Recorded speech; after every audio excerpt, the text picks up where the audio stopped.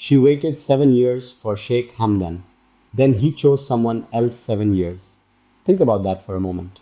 7 years of waiting, 7 years of believing, 7 years of holding on to something that most people around her probably told her to let go of.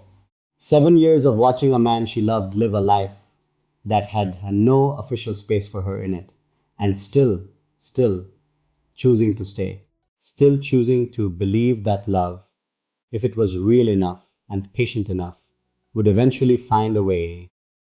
And then the moment came, the moment she had been waiting 7 years for. The door finally opened, and he walked through it and chose someone else.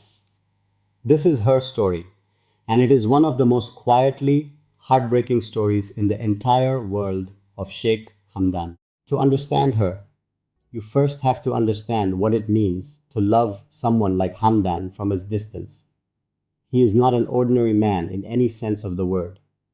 He is the crown prince of Dubai. Like every part of his life, who he is seen with, who he marries, who he is publicly connected to, carries political weight that most people will never have to think about in their entire lives.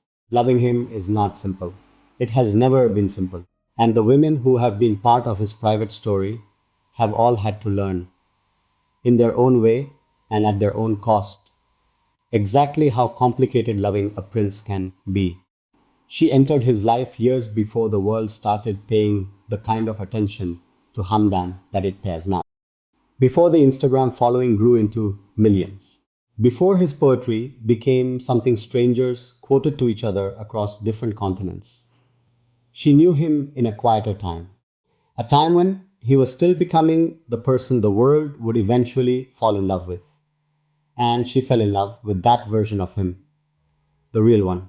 The one that existed before the public image was fully constructed and polished and presented. He cared for her. That is not in question. The people who were around him during those years have said as much in the careful, indirect way that people close to royal families speak about things they are not supposed to discuss directly. He cared for her in the way that leaves a mark, in the way that shows up in poetry, written at 2 in the morning when the feelings are too large to hold in silence. His early poems, the ones that carry the most raw and unguarded emotion, were shaped in part by what he felt for her. You can hear it in the longing, in the specific kind of pain that comes from loving someone you are not certain the world will allow you to keep. But the world, or more accurately, his father, had plans that did not include her. Sheikh Mohammed has always operated from a position of strategic vision. He thinks in decades, not in moments. And the vision he had for his son's future required a marriage that would strengthen the family's political position, not a marriage that followed the direction of Hamdan's heart. So while she waited, while she held on through the years with the quiet faith of someone who genuinely believed in what she and Hamdan had, the machinery of royal planning was already moving in a different direction entirely. She waited through the years when nothing was official.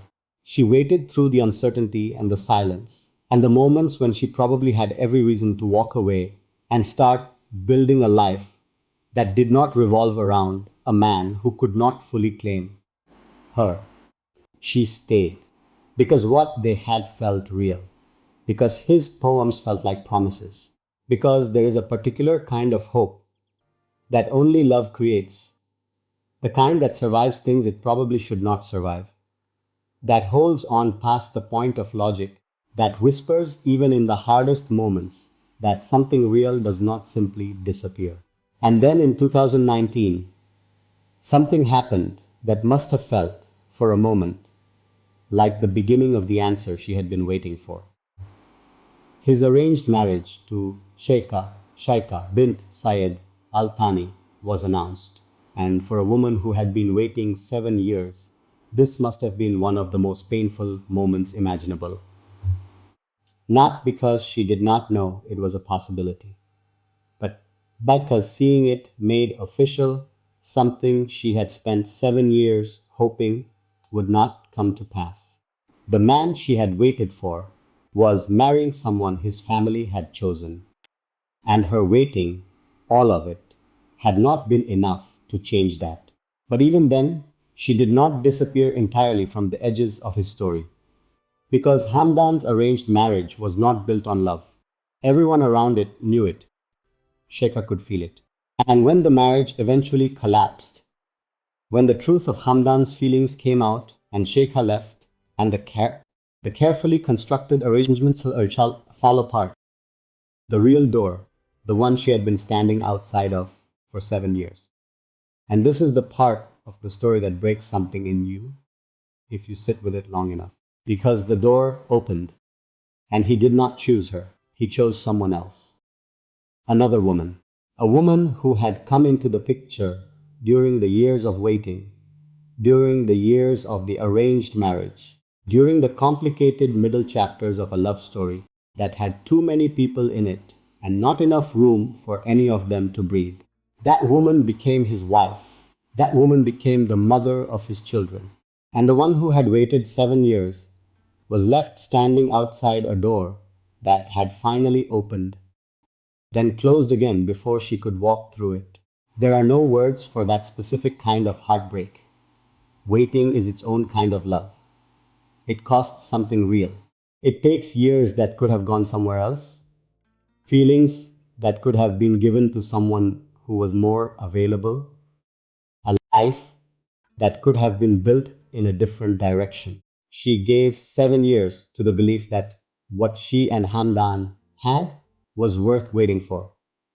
And in the end, the answer was not what she had been waiting for. It was something else entirely. Something that had nothing to do with how long she waited or how real her love was or how much she deserved a different ending. Hamdan's story is often told as the story of a man who was prevented from loving freely by duty and family and the weight of a crown. And that is true. But inside that story, there are other stories. Stories of women who loved him and lost him, women who waited and were not chosen, women who gave real pieces of themselves to a love that the world never made enough space for.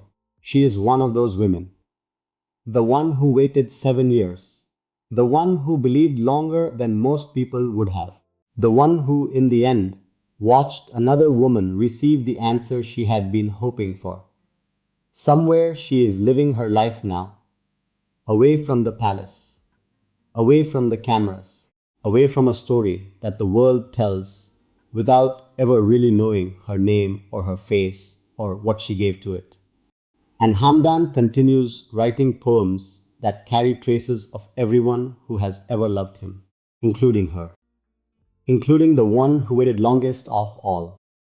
Subscribe to this channel and hit the bell. Every week I tell you the parts of Sheikh Hamdan's story that other channels leave out. Because every person in this story deserves to be understood.